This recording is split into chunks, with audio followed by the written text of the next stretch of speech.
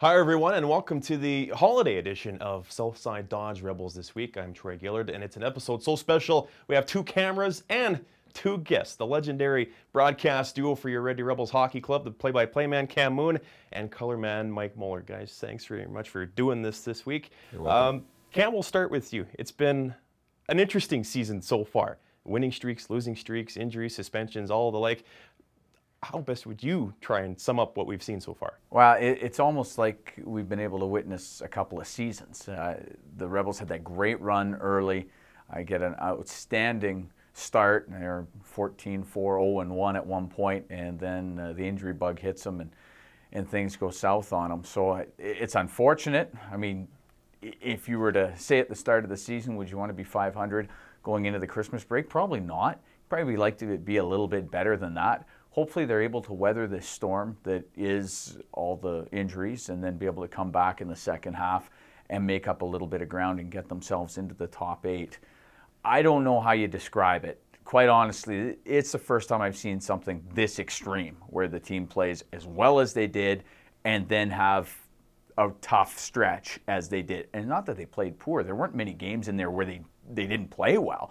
Just didn't have enough on most nights. So it was bizarre is what it was. Yeah, it's almost like this season at the midway point of what we've seen so far flipped on a 180-degree angle all at once. Is there anything, Mike, that you can pinpoint that maybe triggered that switch? You know what? I think the one thing that we start to realize is the parity in the league and how competitive and close the teams are.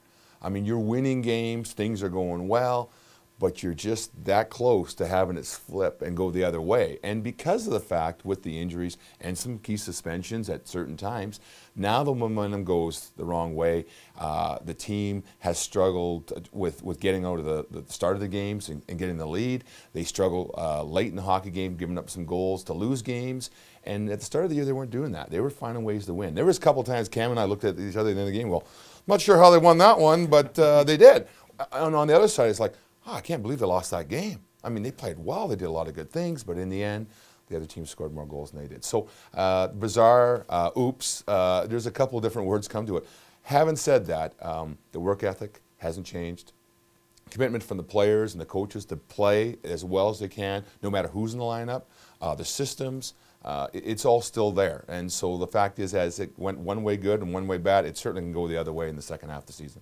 Yeah, well, further to what you said just a moment ago, I know Coach Jesse Wallen says he's not exactly pleased to be at the 500 mark at the Christmas break, but considering what they've gone through to get to 500 right now, I think they'll take it. Now, to me, I use the word fascinating to describe the season so far, and it all starts for me between the pipes when the Rebels drafted an unknown guy by the name of Patrick Bartosak. And Mooney, you're the old goaltender. I'll refer to you on this one. Just talk about the impact he's had both in the lineup and since he left the lineup with injury. Well, I think it was obvious that he was going to be a big part of this club, and he was probably a little bit better than everybody expected coming over. I mean, you hear from people and people's opinions that you trust that he's going to be good, but until you get him over here and see, I mean, you just never really know.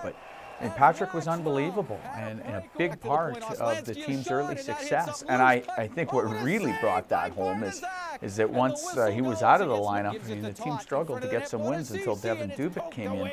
And he's just been incredible. He wanted to come to North America to get an opportunity to play pro hockey. He wants to get drafted and ranked 3rd in the Western Hockey League by Central Scouting in the preliminary ranking, and deservedly so. I mean, he played extremely well. I think that's it's good for him. I still wouldn't be surprised if he gets drafted. That wouldn't shock me at all, even though, I mean, the chances of him playing in the second half really aren't that good. It would be, and that'd be outstanding to see. But he was just a big part of the team's success. I mean, at the very least, he comes back next year as a 19-year-old and is going to be outstanding and a premier netminder in this league.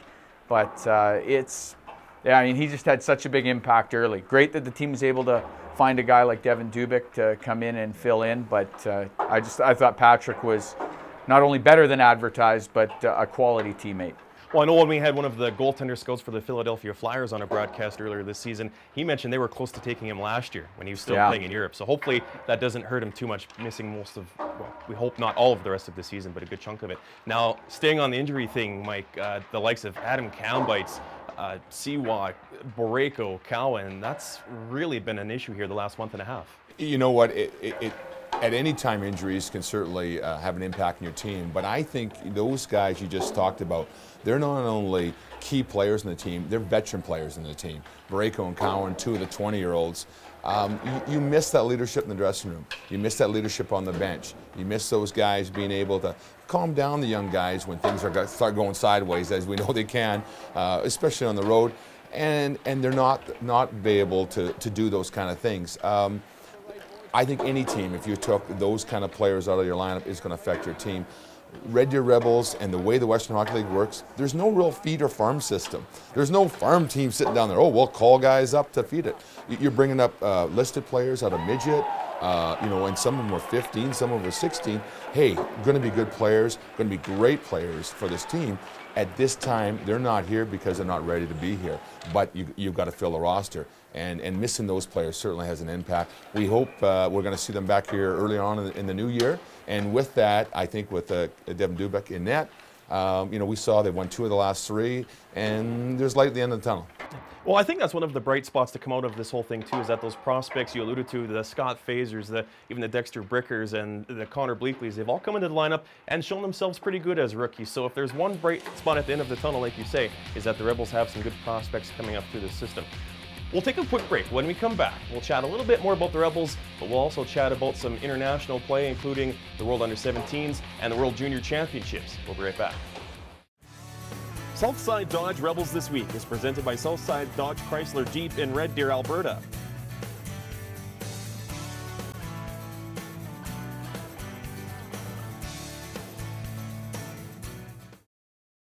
Welcome back to the show, a special edition this week. We're joined by Cam Moon and Mike Moeller of the Rebels broadcast crew on 106.7 The Drive. Guys, we talked a bit about the players and what they've gone through this season. Let's talk a little bit about the coaching staff. It hasn't exactly been easy for Jesse Wallen, Chris Niesner, and Bryce Tolma, but talk about the work that they've done so far to keep this team afloat. Well, yeah, they've had to work really hard. It's been tough with that many guys out of the lineup and that many impact players out of the lineup. What really speaks to me about how well this coaching staff has done is just how strong the work ethic has been, even with guys out of the lineup.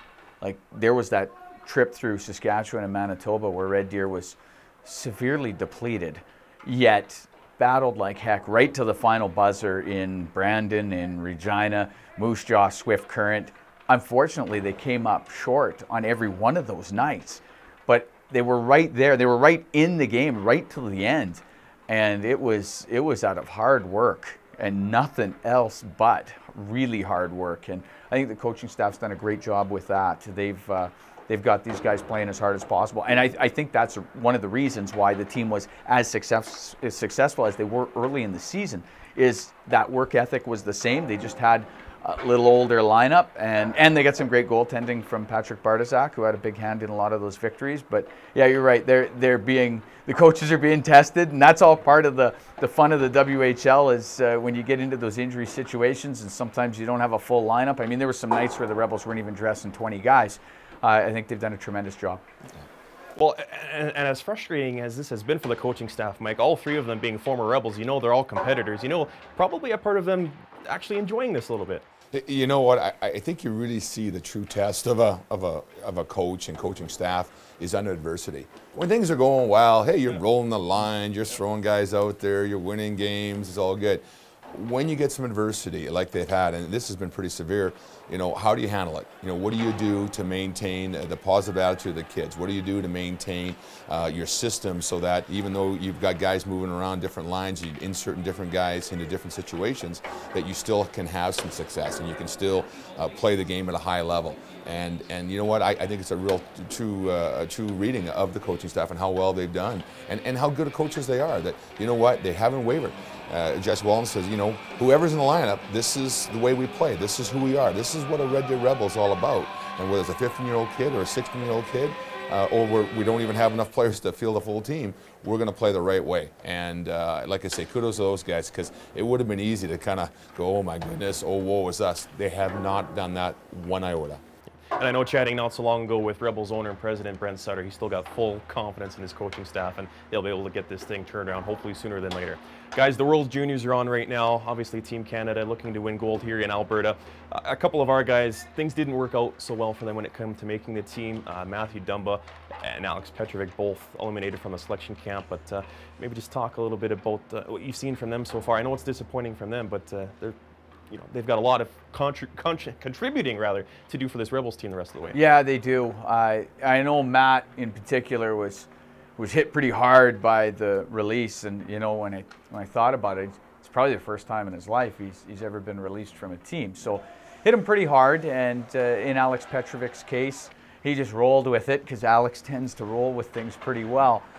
Those guys are going to be a big part of this club. It's unfortunate they didn't make that team.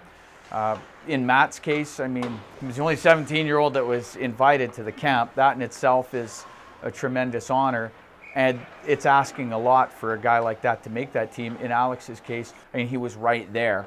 If you interchange him with one of the defensemen on that team, you'd notice no difference. And I think both players are going to be great pro players.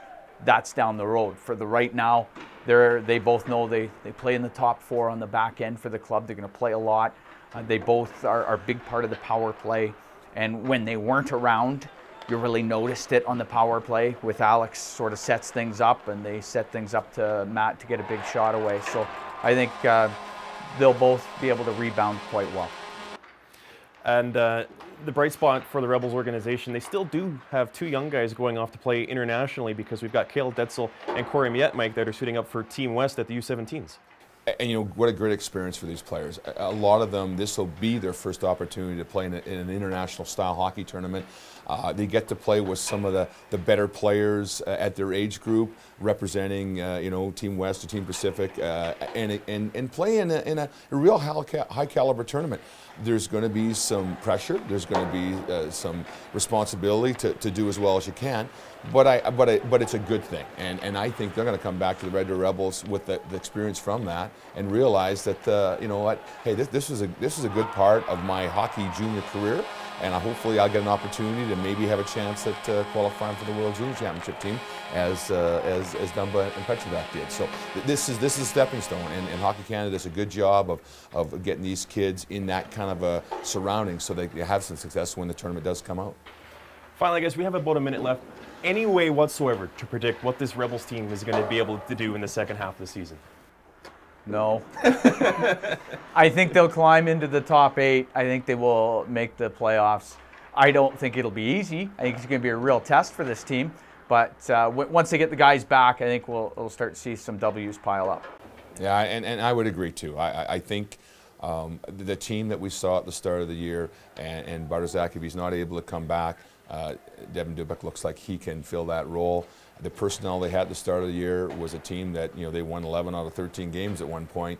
I like to think that that kind of a squad could put some wins together and not only vie for a playoff spot, but move up in the standings and possibly even get a home slot. So like I say, we've done this for a while. We've had a chance to watch a few teams through here.